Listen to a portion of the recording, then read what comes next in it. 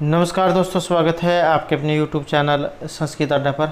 दोस्तों, आज की जो वीडियो इसमें हम करने वाले हैं बाल विकास एवं शिक्षा शास्त्र से संबंधित महत्वपूर्ण क्वेश्चनों को, जो आपके आगे आने वाले एग्जाम के लिए महत्वपूर्ण रहेंगे। चाहे आपका इसमें एसटेट का एग्ज़ाम है, सीटेट है और टेट या कोई सभी एग्ज़ाम है जिसमें बाल विकास से क्वेश्चन पूछे जाते हैं, तो आपके सभी एग्ज़ाम के लिए यहाँ पर क्वेश्चन महत्वपूर्ण रहेंगे। क्योंकि यहाँ पर जो हम एक क्वेश्चन करने वाले हैं, पहले जो एग्ज़ाम हुए थे तो उसमें क्वेश्चन पूछे जा चुके हैं, और एक बार क्वेश्चन जो एग्जाम में आ जाते हैं उनके दोबारा भी आने की संभावना रहती है। या तो वही क्वेश्चन पूछ लिए जाते हैं या फिर उससे मिलते जुलते क्वेश्चन एग्जाम में आते हैं। तो इस प्रकार के क्वेश्चन ही जो आपको एग्जाम में देखने को मिलेंगे। और अगर आपने हमारी इससे पहले वाली वीडियो नहीं देखी है तो इसे आप आई बटन पर क्लिक करके देख सकते हैं, या फिर हमारे चैनल की जो प्लेलिस्ट है वहाँ पर जाकर आप अभी तक की जितनी भी वीडियो हैं आप देख सकते हैं।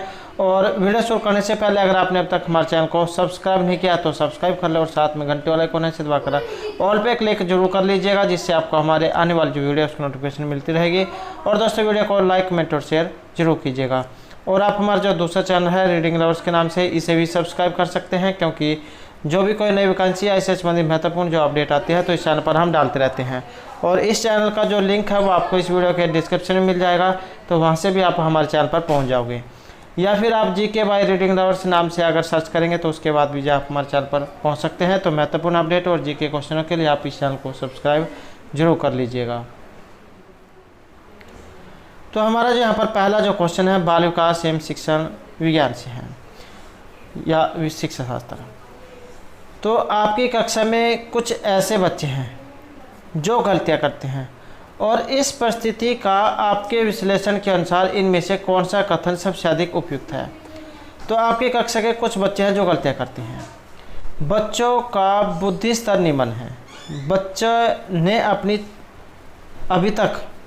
अभी तक संकल्पनात्मक स्पष्टता प्राप्त नहीं की है, तथा आपको अपनी शिक्षण विधि पर चिंतन करने की आवश्यकता है। बच्चों के अध्ययन में रुचि नहीं है और वे अनुशासनहीनता उत्पन्न करना चाहते हैं। बच्चे को आपकी कक्षा में पर उन्नत नहीं करना चाहिए था।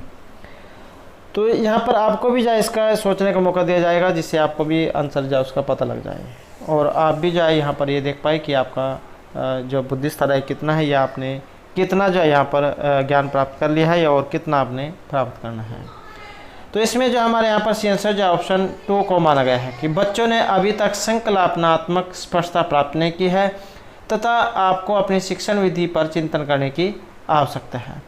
तो शिक्षण अधिगम जो प्रक्रिया है, इसमें शिक्षण के दौरान अपनाए गए शिक्षण विधि का बड़ा महत्व है।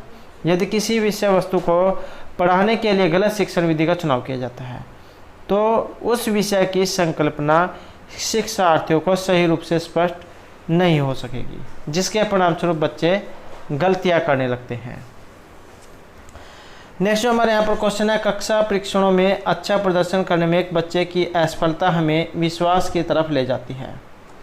तो कक्षा परीक्षणों में अच्छा प्रदर्शन करने में एक बच्चे की असफलता, आकलन वस्तुनिष्ठ है तथा असफलताओं को स्पष्ट रूप से पहचानने के लिए इसका उपयोग किया जा सकता है।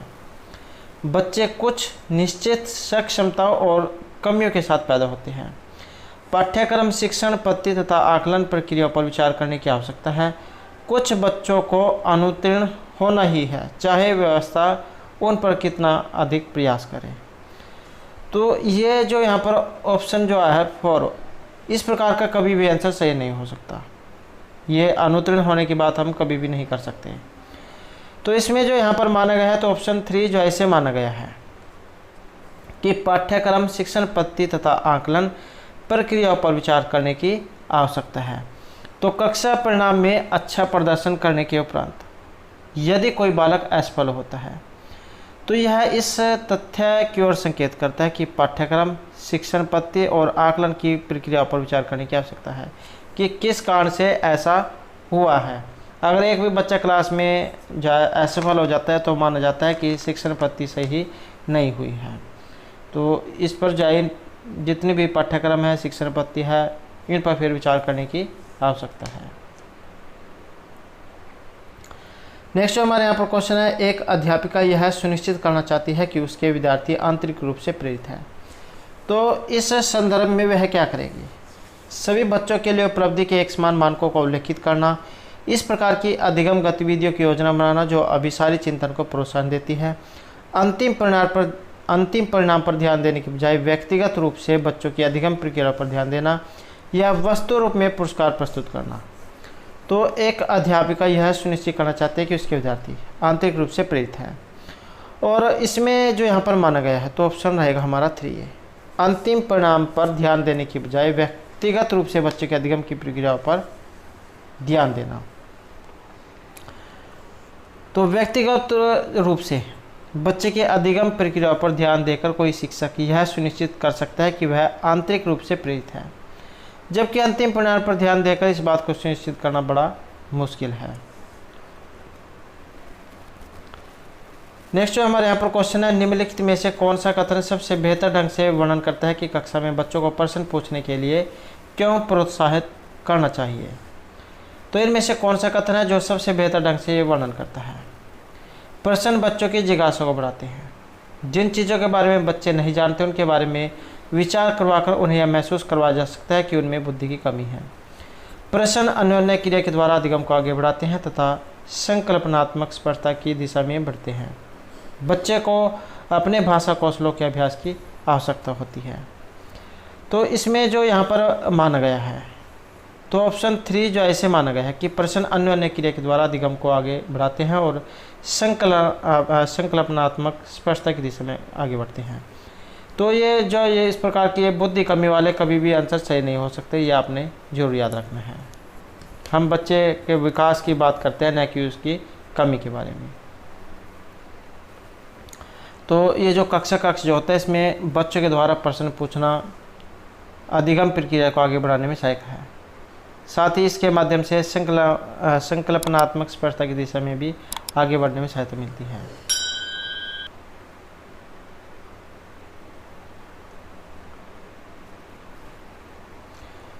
नेक्स्ट इनमें से कौन सा अधिगम आवश्यकता वाले बच्चे की एक विशेषता है। 50 से नीचे की बुद्धि लब्धि, धारा प्रभाव रूप से पढ़ने और शब्दों पर पलट कर जाने में कठिनाई, अन्य बच्चों को धमकाना तथा आक्रामक कार्यों में लगे रहना, एक ही प्रकार की गत्यात्मक क्रिया को बार बार दोहराना। तो अधिगम आवश्यकता वाले बच्चे की एक विशेषता है यहाँ पर, और वह विशेषता कौन सी है तो यह ऑप्शन 2 वाली, धारा प्रवाह रूप से पढ़ने और शब्दों में पलट कर जाने में कठिनाई होना। तो अधिगम आवश्यकता वाले बच्चों में कई प्रकार की विशेषताएं बताई गई हैं, जैसे मंद एवं अपर्याप्त शारीरिक विकास, संवेगी कठिनाइयाँ अथवा अस्थिरता। इन्हीं सब लक्षणों में से एक होता है पाठ को धारा प्रवाह में पढ़ने संबंधी कठिनाइयाँ। इसके लिए धारा प्रवाह रूप से पढ़ने और शब्दों पर पलट कर जाने में कठिनाई का प्रदर्शन करना अधिगम आवश्यकता वाले बच्चे की एक मुख्य विशेषता है। नेक्स्ट क्वेश्चन रहेगा हमारा यहाँ पर, निम्नलिखित में से कौन से आकलन पद्धति विद्यार्थियों की सर्वोत्तम क्षमता को पोषित करेगी। तो इनमें से कौन सी आकलन पद्धति है जो विद्यार्थियों की सर्वोत्तम क्षमता को पोषित करेगी। जब विद्यार्थियों को बहुविकल्पीय प्रश्नों के माध्यम से किए गए परीक्षा के रूप में तथ्यों को दोहराने की आवश्यकता होती है, जब परीक्षा के अंक और विद्यार्थियों की योग्यता के बीच सकारात्मक सहसंबंध पर बल दिया जाता है, जब संकल्पनात्मक परिवर्तन और विद्यार्थियों के वैकल्पिक समाधानों को आकलन की विभिन्न विधियों के द्वारा आकलित किया जाता है, जब कक्षा में विद्यार्थी के द्वारा प्राप्त किए गए अंक और स्थान सफलता का एकमात्र निर्धारक होते हैं। और इसमें जो यहाँ पर माना गया है तो ऑप्शन रहेगा हमारा 3 कि जब संकल्पनात्मक परिवर्तन विद्यार्थियों के वैकल्पिक समाधानों को आकलन की विभिन्न विधियों के द्वारा आकलित किया जाता है।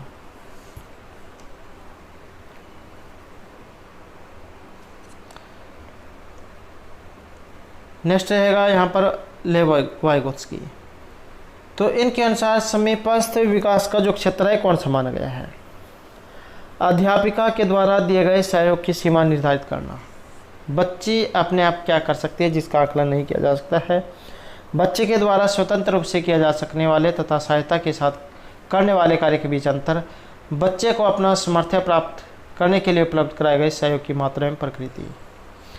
और इसमें जो यहाँ पर माना गया है तो ऑप्शन 3 हमारा रहेगा, बच्चे के द्वारा स्वतंत्र रूप से किया जा सकने वाले और सहायता के साथ करने वाले कार्य के बीच अंतर।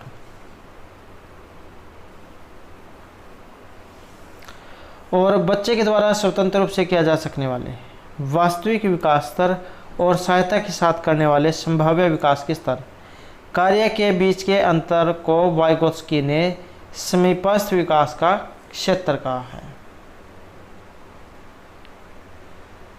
नेक्स्ट है हमारे यहाँ पर जीन पियाजे। इनका जो सिद्धांत है, इनके अनुसार बच्चे निम्न में से किसके द्वारा सीखते हैं?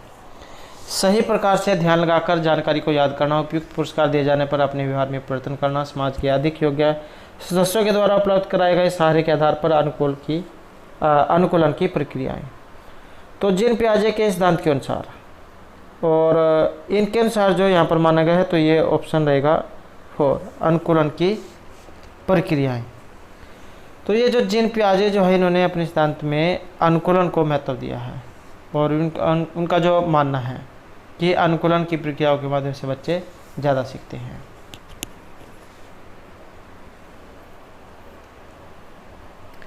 नेक्स्ट क्वेश्चन है यहाँ पर जीन पियाजे इनका अनुमोदन करते हैं। जीन पियाजे अनुमोदन करते हैं कि पूर्व से क्रियात्मक बच्चे याद रखने में असमर्थ होते हैं। निम्नलिखित कारकों में से किसको उन्होंने असमर्थता के लिए जिम्मेदार ठहराया है? ये जो अवस्थाएं जो बताई थी, इनके द्वारा जो 4 अवस्थाएं बताई गई थी, तो उनमें से है पूर्व से क्रियात्मक अवस्था, संवेदी, पूर्व मूर्त और अमूर्त। तो परिकल्पित निगमनात्मक तार्किकता की अयोग्यता, उस स्तर की अमूर्त तार्किकता की कमी, व्यक्तिगत कल्पित कथा या विचार की अनुत्क्रमणीयता। और इसमें जो रहेगा ये है ऑप्शन 4, विचार की अनुत्क्रमणीयता। तो जीन पियाजे जो है, उनका विचार था कि पूर्व से क्रियात्मक अवस्था में बच्चे विचार की अनुत्क्रमणीयता के कारण याद रखने में असमर्थ होते हैं। नेक्स्ट हमारे यहाँ पर क्वेश्चन है समाजीकरण की प्रक्रिया। समाजीकरण एक किस प्रकार की प्रक्रिया है? मूल्य, विश्वासों तथा अपेक्षाओं को अर्जित करने की, मित्रों के साथ सामाजिक बनने की, घुलने मिलने और समायोजन की, एक समाज की संस्कृति की आलोचना करने और सीखने की। तो समाजीकरण जो यहाँ पर एक प्रक्रिया मानी गई है और यह है ऑप्शन 1 में, मूल्य, विश्वासों और अपेक्षाओं को अर्जित करने की। समाजीकरण क्या है? समाजीकरण एक ऐसी प्रक्रिया मानी गई है जिसके द्वारा बालक समाज के वरिष्ठ सदस्यों के द्वारा उचित एवं महत्वपूर्ण घोषित विश्वासों, मूल्यों और अपेक्षाएं अर्जित करना सीखते हैं।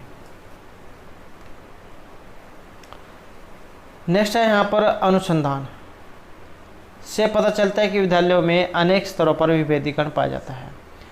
उच्च प्राथमिक स्तर पर इनमें से कौन सा विभेदीकरण का एक उदाहरण नहीं है? तो ये नहीं वाले क्वेश्चन ही आपको ज़्यादातर देखने को मिलेंगे। बहुत से अध्यापक पढ़ाने के लिए केवल व्याख्यान विधि का प्रयोग करते हैं। तो यहाँ पर नहीं है और यहाँ पर केवल है। ये आपने इस प्रकार के कुछ शब्द आते हैं, उन शब्दों को आपने जरूर ध्यान देना है, क्योंकि उन्हीं में आंसर छुपा होता है। कि बहुत से अध्यापक पढ़ाने के लिए केवल व्याख्यान विधि का प्रयोग करते हैं। अध्यापकों की निम्न सामाजिक आर्थिक प्रवेश से आए बच्चों से बहुत कम अपेक्षाएं होती है। मध्याह्न भोजन के दौरान दलित बच्चों को अलग बैठाया जाता है। लड़कियों को गणित तथा विज्ञान विषयों को लेने के लिए प्रोत्साहित नहीं किया जाता। तो विभेदीकरण पाया जाता है उच्च प्राथमिक स्तर पर। तो विभेदीकरण का एक उदाहरण नहीं है और नहीं वाला जो है ये ऑप्शन 1 में रहेगा। कि बहुत से अध्यापक पढ़ाने के लिए केवल व्याख्यान विधि का प्रयोग करते हैं। ये व्याख्यान विधि जो होती है, ये जो उच्च कक्षाएँ जो होती है उनमें कामयाब होती हैं। जो प्राथमिक कक्षाएँ होती है उसमें बच्चे को ब्लैक बोर्ड जो होता है उसके माध्यम से सिखाना चाहिए, क्योंकि वो ब्लैक बोर्ड जो है उस पर ज़्यादा समझते हैं। और व्याख्यान विधि जो बड़ी जो कक्षाएँ होती है उनमें ये चलती है व्याख्यान विधि।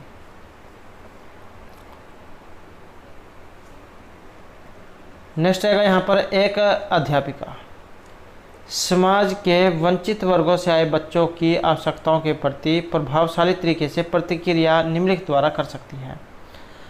अन्य बच्चों को वंचित वर्ग से आए बच्चों के साथ सहयोग करने के लिए कहना और विद्यालय के तरीकों को सीखने में उनकी सहायता करने के लिए कहना। वंचित वर्ग से आए बच्चों को विद्यालय के नियमों और अपेक्षाओं के प्रति संवेदनशीलता बनाना ताकि वे उसका अनुपालन करें। विद्यालय व्यवस्था तथा स्वयं के उन तौर तरीकों के बारे में विचार करना जिनसे पक्षपात एवं रूढ़िबद्धताएं झलकती हैं।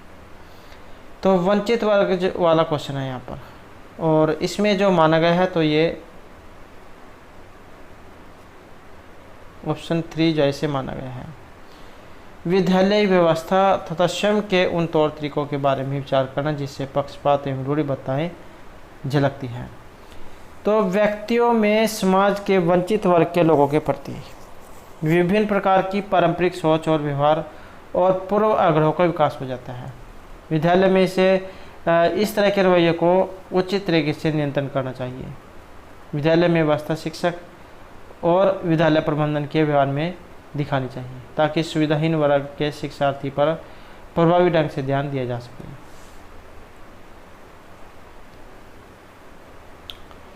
नेक्स्ट है, एक बहुसांस्कृतिक कक्ष में एक अध्यापिका सुनिश्चित करे कि आकलन में निम्नलिखित में से सम्मिलित हो। तो एक बहुसांस्कृतिक कक्ष में जहाँ पर अलग अलग धर्म संस्कृति के बच्चे पढ़ते हों, अपने आकलन उपकरण की विश्वसनीयता और वैधता, अपने विद्यार्थियों की सामाजिक सांस्कृतिक पृष्ठभूमि अधिगम के न्यूनतम स्तरों के लिए अनुपालन करते हुए विद्यालय प्रशासन की अपेक्षा को पूरा करना या आकलन उपकरण के मानकीकरण। और इसमें जो माना गया है तो ये ऑप्शन 2 को माना गया है, अपने विद्यार्थियों की सामाजिक सांस्कृतिक पृष्ठभूमि। मूल्यांकन जो है इसका उद्देश्य क्या होता है? मूल्यांकन का उद्देश्य होता है सामाजिक उपयोगिता, वांछनीयता या एक कार्यक्रम की प्रभावशीलता का निर्धारण करना और छात्र के सीखने की प्रक्रिया और प्रवेश के बारे में उपयुक्त निर्णय लेना। इसलिए बहुत सांस्कृतिक कक्ष में एक अध्यापिका को आकलन हेतु यह सुनिश्चित करना चाहिए कि आकलन में विद्यार्थियों की सामाजिक सांस्कृतिक पृष्ठभूमि सम्मिलित हो।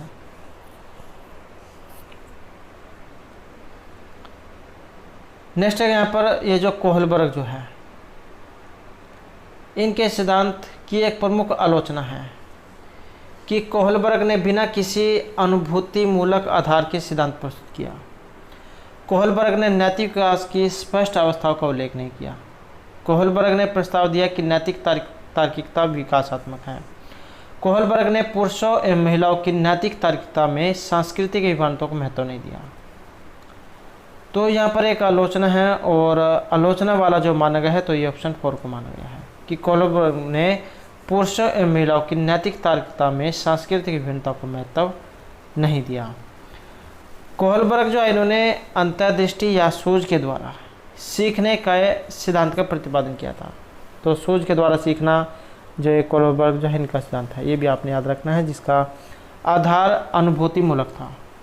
और उन्होंने नैतिक तार्किकता को विकासात्मक कहा तथा नैतिक विकास की स्पष्ट अवस्थाओं को बताया, परंतु पुरुषों एवं महिलाओं की नैतिक तार्किकता में सांस्कृतिक विभिन्नता को महत्व नहीं देने के कारण उनकी आलोचना होती है।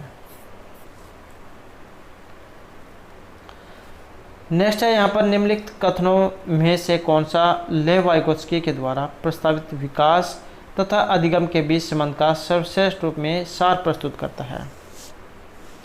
तो लेव वाइगोत्स्की के द्वारा प्रस्तावित विकास और अधिगम के बीच संबंध का सर्वश्रेष्ठ रूप में सार प्रस्तुत करना। विकास अधिगम से स्वाधीन है, अधिगम में विकास समानांतर प्रक्रियाएं हैं, विकास प्रक्रिया अधिगम प्रक्रिया से पीछे रह जाती है, विकास अधिगम का समानार्थक है। और इसमें जो रहेगा ऑप्शन 3 हमारा, विकास प्रक्रिया अधिगम प्रक्रिया से पीछे रह जाती है। तो ये किनका है? ये लेव वाइगोत्स्की का है। तो विकास प्रक्रिया अधिगम प्रक्रिया से पीछे रह जाती है, ये कथन वाइगोत्स्की के द्वारा प्रस्तावित विकास तथा अधिगम के बीच संबंध का उपयुक्त सार है। नेक्स्ट है यहाँ पर किस प्रकार से एक अध्यापिका बच्चे को बेहतर समस्या समाधानकर्ता बनाने में सहायता कर सकती है? बच्चों को विविध प्रकार की समस्याओं का समाधान करने के मौके देना तथा उनका हल करते समय सहयोग देना, समस्याओं का समाधान करने के लिए वस्तु रूप में पुरस्कार देना, बच्चों को पाठ्य पुस्तक में समस्याओं का उत्तर देखने के लिए प्रोत्साहित करना, विद्यार्थियों के सामने प्रस्तुत सभी समस्याओं के सही समाधान उपलब्ध कराना। और इसमें जो रहेगा ऑप्शन 1 हमारा, बच्चों को अनेक प्रकार की समस्याओं का समाधान करने के मौके देना और उनका हल करते समय सहयोग देना। बच्चे जो भी कठिनाई आती है पहले जो उन्हीं से हल करने के लिए कहना चाहिए, क्योंकि इससे जो वो अनेक प्रकार के तरीके अपनाएंगे जिससे बुद्धि का विकास होगा। और उनका बाद में फिर जाए सहयोग भी करना चाहिए। नेक्स्ट है यहाँ पर एक छात्रा एक प्रकरण में मुख्य बिंदुओं को रेखांकित करती है, उसका एक दृश्यात्मक प्रस्तुतिकरण बनाती है और प्रकरण की समाप्ति पर अपने दिमाग में उत्पन्न होने वाले प्रश्नों को प्रस्तुत करती है। तो वह विचारों के संगठन के द्वारा अपने चिंतन को निर्देशित करने की कोशिश कर रही है, केंद्र बिंदु की विधि का प्रयोग करने की कोशिश कर रही है, अनुरक्षण पूर्वाभ्यास की रणनीति का प्रयोग करने की कोशिश कर रही है, प्रेक्षण अधिगम सुनिश्चित कर रही है। और इसमें जो यहाँ पर रहेगा तो यह ऑप्शन 1 विचारों के संगठन के द्वारा अपने चिंतन को निर्देशित करने की कोशिश कर रही है।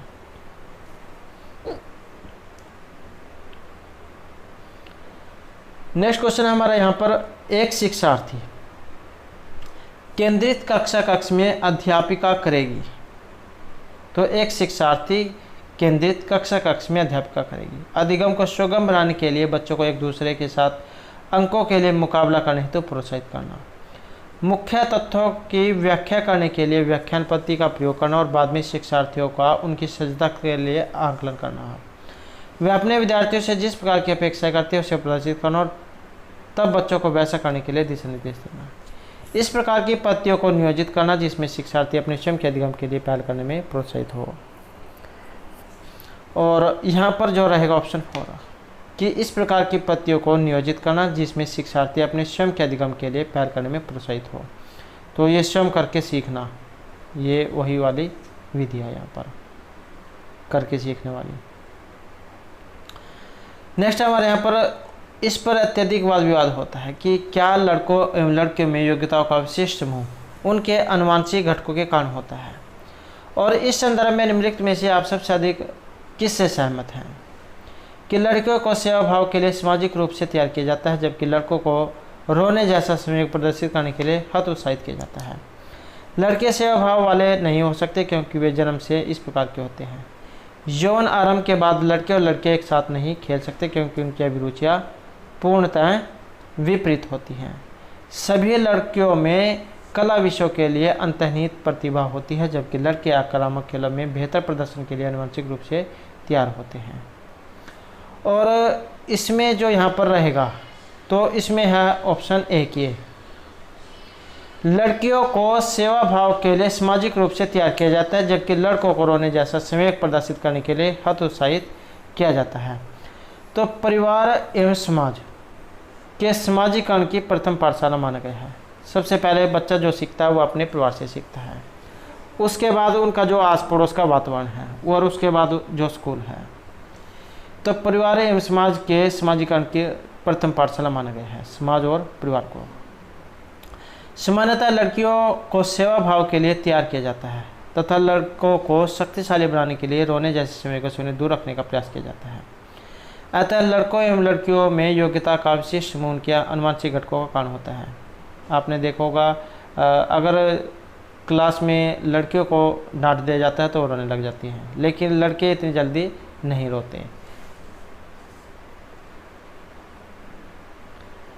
नेक्स्ट है हमारा यहाँ पर गार्डनर के बहुबुद्धि के सिद्धांत के अनुसार वह कारक जो व्यक्ति के आत्मबोध हेतु सर्वाधिक योगदान देगा वह हो सकता है। तो गार्डनर का कौन सा सिद्धांत है? बहुबुद्धि का सिद्धांत। तो गार्डनर के बहुबुद्धि सिद्धांत के अनुसार आत्मबोध हेतु सर्वाधिक योगदान, संगीत में अंतःवैयक्तिक, आध्यात्मिक या भाषा विषयक, और यह अंतःवैयक्तिक तो ये सबसे अधिक महत्वपूर्ण माना गया है। नेक्स्ट क्वेश्चन रहेगा इनमें से कौन सा बाल विकास का एक सिद्धांत है? बाल विकास का एक सिद्धांत विकास परिपक्वन तथा अनुभव के बीच अन्योन्य क्रिया की वजह से घटित होता है। विकास प्रत्येक बच्चे की गति का सही ढंग से अनुमान लगा सकता है।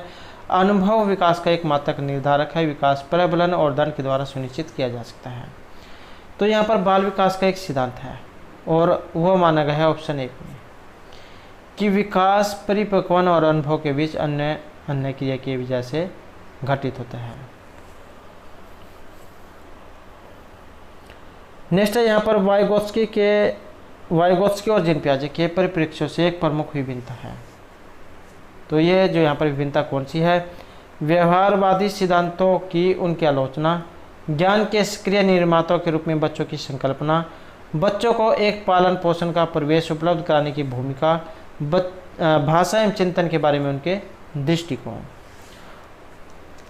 और इसमें जो यहाँ पर रहेगा ये है ऑप्शन 4, भाषा एवं चिंतन के बारे में उनके दृष्टिकोण। तो ये जो लेव वाइगोत्स्की और जीन पियाजे हैं, इनके परिप्रेक्ष्य में एक प्रमुख विभिन्नता भाषा एवं चिंतन के बारे में उनके दृष्टिकोण से है। वाइगोत्स्की जो है बालक में भाषा एवं चिंतन के संबंध में हर प्रकार के विकास में उसके समाज का विशेष योगदान मानते हैं, जबकि जीन पियाजे के अनुसार बालक जन्म के समय कुछ जन्मजात प्रवृत्तियां एवं सहज क्रियाओं को करने संबंधी योग्यताओं को लेकर पैदा होता है। जैसे कुछ क्रियाएं होती हैं जो उन्हें सिखाई नहीं जाती, जैसे भूख लगती है, रोना, हंसना, तो कुछ क्रियाएं जो जन्मजात होती हैं। नेक्स्ट है यहाँ पर प्रकृति पालन पोषण वाद विवाद के संदर्भ में निम्नलिखित कथनों में से कौन सा आपको उपयुक्त प्रतीत होता है? तो प्रकृति पालन पोषण वाद विवाद के संदर्भ में एक बच्चे खाली स्लेट के समान होता है जिसका चित्र प्रवेश के द्वारा किसी भी आकार में ढाला जा सकता है। बच्चे आनुवंशिक रूप से उस तरफ प्रवृत्त होते हैं जिस तरफ होना चाहिए, इससे कोई फर्क नहीं पड़ता कि वे किस प्रकार के प्रवेश में पल बढ़ रहे हैं। एक बच्चे के व्यवहार का निर्धारण करने में परिवेशीय प्रभाव का बहुत कम महत्व होता है, वह प्राथमिक रूप में आनुवंशिक रूप से निर्धारित होता है। वंशक्रम तथा परिवेश अभिन्न रूप से एक दूसरे से गुंथे हुए हैं और दोनों विकास को प्रभावित करते हैं। तो इसमें जो यहाँ पर माना गया है ये है ऑप्शन 4, वंशक्रम तथा परिवेश अभिन्न रूप से एक दूसरे से गुंथे हुए हैं और दोनों विकास को प्रभावित करते हैं। तो ये जो प्रकृति एवं पोषण के साथ बुद्धि का संबंध स्पष्ट करने के लिए मनोवैज्ञानिकों ने कई प्रकार प्रयास किए और उनके अध्ययनों के परिणामस्वरूप यह ज्ञात हुआ कि बुद्धि वंश परंपरा एवं वातावरण की उपज होती है, अर्थात वंशक्रम तथा परिवेश अभिन्न रूप से एक दूसरे से गुंथे हुए हैं और दोनों विकास को प्रभावित करते हैं। नेक्स्ट जो हमारे यहाँ पर क्वेश्चन है, इनमें से कौन सा कथन है जिससे आप यहाँ पर सहमत हैं? तो वो कथन इनमें से कौन सा है? अधिगम पूर्ण रूप से बाह्य उद्दीपन के द्वारा नियंत्रित होता है। अधिगम एक सामाजिक सांस्कृतिक परिवेश में घटित होता है। अधिगम तब तक घटित नहीं हो सकता जब तक कि इसका अंकों के रूप में बाह्य रूप से आकलन नहीं कर लिया जाता। अधिगम केवल तभी होता है यदि व्यवहार में सुस्पष्ट हो। तो एक कथन है यहाँ पर जिससे आप सहमत हो सकते हैं और वो वाला है ऑप्शन 2 में। अधिगम एक सामाजिक सांस्कृतिक परिवेश में घटित होता है। अधिगम अर्थात सीखने की प्रक्रिया। सीखना क्या है? जीवन पर्यंत चलता रहता है। व्यक्ति जो होता है जन्म से शुरू हो जाता है और मरने तक कुछ ना कुछ सीखता ही रहता है। कोई भी व्यक्ति अपने आप में पूर्ण नहीं होता, या कोई भी व्यक्ति ये कह दे कि मैंने जो सब कुछ सीख लिया है, तो कोई भी व्यक्ति ऐसा नहीं है जो पूर्ण हो। प्रत्येक समय वो कुछ ना कुछ सीखता है। अधिगम अर्थात सीखने की प्रक्रिया जीवन पर्यंत चलती रहती है। अधिगम पर बाह्य एवं आंतरिक उद्दीपन का प्रभाव पड़ता है। अधिगम पर समाज और उसके पर्यावरण का भी प्रभाव पड़ता है, अर्थात अधिगम एक सामाजिक सांस्कृतिक परिवेश में घटित होता है। जैसे आपके परिवार का वातावरण है या आपके आस पड़ोस का वातावरण है, आपके स्कूल का वातावरण है, तो इन सभी का प्रभाव एक व्यक्ति पर जरूर पड़ता है। किसी के जो आस पड़ोस है अगर वहाँ पर लड़ाई होती है तो बच्चे का उस पर भी प्रभाव पड़ता है। नेक्स्ट क्वेश्चन है यहाँ पर, समावेशी शिक्षा के पीछे मूल आधार क्या है? समाज में विभिन्नता है और विद्यालयों को इस विभिन्नता के प्रति संवेदनशील होने के लिए समावेशी होने की आवश्यकता है। प्रत्येक बच्चे के निष्पादन के लिए मानक एक समान तथा मानकीकृत होने चाहिए। हमें विशेष आवश्यकता वाले बच्चों के ऊपर दया करने की आवश्यकता है और सुविधाओं तक उनकी पहुंच होनी चाहिए। विशेष आवश्यकता वाले बच्चों के लिए अलग विद्यालयों की व्यवस्था करना लागत प्रभावी नहीं है। तो समावेशी शिक्षा के पीछे मूल आधार कौन सा है? और मूल आधार जो यहाँ पर इसमें माना गया है तो ऑप्शन 1 को माना गया है कि समाज में विभिन्नता है और विद्यालयों को इस विभिन्नता के प्रति संवेदनशील होने के लिए समावेशी होने की आवश्यकता है। तो समावेशी शिक्षा से हमारा तात्पर्य ऐसी शिक्षा व्यवस्था से है जिसमें सभी को शिक्षण व्यवस्था एक साथ दी जा सकती है। स्पष्ट है कि समाज की विभिन्नताओं के प्रति विद्यालयों को संवेदनशील होने के लिए समावेशी होने की आवश्यकता इस व्यवस्था का मूल आधार है। नेक्स्ट जो हमारे यहाँ पर है, कुछ प्राथमिक विद्यालय के संरचनात्मक कक्ष में अपने स्वयं के आकलन में विद्यार्थियों की भूमिका में निम्नलिखित में से क्या देखा जाएगा। एक विस्तृत दिशा निर्देश बनाना कि किस प्रकार से विद्यार्थियों की उपलब्धि और कक्षा में प्रतिष्ठा को अंकों के साथ यह सह संबंध किया जाएगा। शिक्षण अधिगम में आकलन की भूमिका को नकारना, विद्यार्थी अपने आकलन के एकमात्र निर्धारक होंगे और विद्यार्थी अध्यापक के साथ आकलन के लिए योजना बनाएंगे। तो यहाँ पर जो इसमें माना गया है तो ये रहेगा ऑप्शन 4 कि विद्यार्थी अध्यापक के साथ आकलन के लिए योजना बनाएंगे।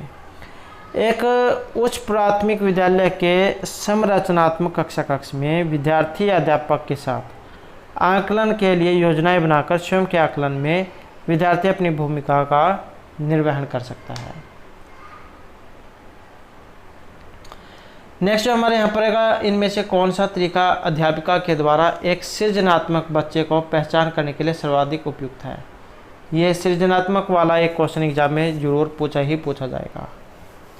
सृजनात्मकता जो है क्रिएटिविटी ऐसे उससे लिया गया है जो मेरिट वाले जो बच्चे होते हैं जिनका IQ बहुत ज़्यादा होता है। तो इनमें से कौन सा तरीका अध्यापिका के द्वारा एक सृजनात्मक बच्चे की पहचान करने के लिए सर्वाधिक उपयुक्त होगा। यह अवलोकन करना कि बच्चे समूह कार्य में साथियों के साथ किस प्रकार से प्रतिक्रिया करते हैं। बच्चे का विस्तृत रूप से अवलोकन करना, विशेष रूप से उस समय जब वह समस्याओं को हल करता है। मन के कृत बुद्धि परीक्षणों को देना या वस्तुनिष्ठ प्रकार के परीक्षणों को देना। और इसमें जो रहेगा ऑप्शन 2 कि बच्चों का विस्तृत रूप से अवलोकन करना, विशेष रूप से उस समय जब वह समस्याओं को हल करता है। ये सृजनात्मकता वाले जो होते हैं जिनका IQ बहुत तेज होता है, वे अगर उनके सामने कोई समस्याएं भी आती हैं वो उनको जल्दी से हल कर लेते हैं। आपने कक्षा में देखा होगा कुछ बच्चे ज़्यादा तेज होते हैं, कुछ धीमे होते हैं। ये जो मेरिट वाले जो बच्चे होते हैं अगर उनको कोई काम भी करने के लिए दिया जाता है या कोई क्वेश्चन निकालने के लिए दिया जाता है तो उसे जल्दी से कर लेते हैं। तो वही यहाँ पर कहा गया है कि बच्चे का विस्तृत रूप से अवलोकन करना, विशेष रूप से उस समय जब वो समस्याओं को हल करते हैं। नेक्स्ट है यहाँ पर उच्च प्राथमिक विद्यालय की गणित अध्यापिका के रूप में आप विश्वास करते हैं। विद्यार्थियों की गलतियाँ उनके चिंतन में अंतर्दृष्टि उपलब्ध कराती हैं। विद्यार्थियों को कार्य विधि ज्ञान को जानने की आवश्यकता होती है, चाहे वह संकल्पनात्मक आधार नहीं समझते हों। उच्च प्राथमिक विद्यालय के सभी बच्चों में गणित पढ़ने की योग्यता नहीं होती। लड़के गणित को बिना अधिक प्रयास किए सीख जाएंगे क्योंकि यह उनकी जन्मजात विशेषता है तथा आपको लड़कियों के ऊपर अधिक ध्यान देने की आवश्यकता है। तो यहाँ पर जो माना गया है तो ये ऑप्शन 1 को माना गया है कि विद्यार्थियों की गलतियाँ उनके चिंतन में अंतर्दृष्टियाँ उपलब्ध कराती हैं। उच्च प्राथमिक जो विद्यालय होते हैं इनके गणित के अध्यापक पूरा ऐसे विश्वास करते हैं कि गणित विषय पढ़ने वाले विद्यार्थी यदि गलतियाँ करते हैं तो यह गलतियाँ उनके चिंतन में अंतर्दृष्टियाँ उपलब्ध कराएंगी।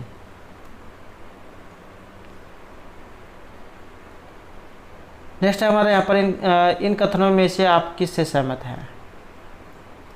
एक बच्चा अनुत्तीर्ण होता है क्योंकि सरकार विद्यालयों में पर्याप्त प्रौद्योगिकी संसाधन प्रदान नहीं कर रही है। एक बच्चे की असफलता मुख्य रूप से माता पिता की शिक्षा तथा आर्थिक स्तर में कमी के कारण है। एक बच्चे की असफलता के लिए वंशनकर्म घटकों को प्रत्यक्ष रूप से जिम्मेदार ठहराया जा सकता है जिसे उसने अपने माता पिता से अर्जित किया है। एक बच्चे की असफलता व्यवस्था तथा बच्चे के प्रति प्रतिक्रिया करने में इसकी असमर्थता का एक प्रतिबिंब है। तो यहाँ पर एक कथन है जिससे आप सहमत हो सकते हैं और ये ऑप्शन 4 वाला है। एक बच्चे की असफलता व्यवस्था तथा बच्चे के प्रति प्रतिक्रिया करने में इसकी असमर्थता का एक प्रतिबिंब है।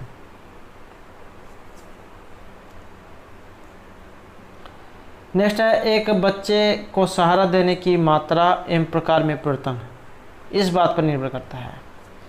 अध्यापका की मनोदशाएं, नैसर्गिक योग्यताएं, कार्य के लिए प्रस्तावित पुरस्कार या बच्चे के निष्पादन का स्तर। तो एक बच्चे को सहारा देने की मात्रा एवं प्रकार में परिवर्तन। ये जो यहाँ पर निर्भर करता है ये रहेगा ऑप्शन 4 में कि बच्चे के निष्पादन का स्तर। तो बच्चे के विकास के लिए उनके निष्पादन स्तर का ज्ञान होना बहुत ज़रूरी है, क्योंकि इसी आधार पर बच्चे को सहायता देने की मात्रा एवं इस प्रकार में परिवर्तन का निर्धारण किया जा सकता है।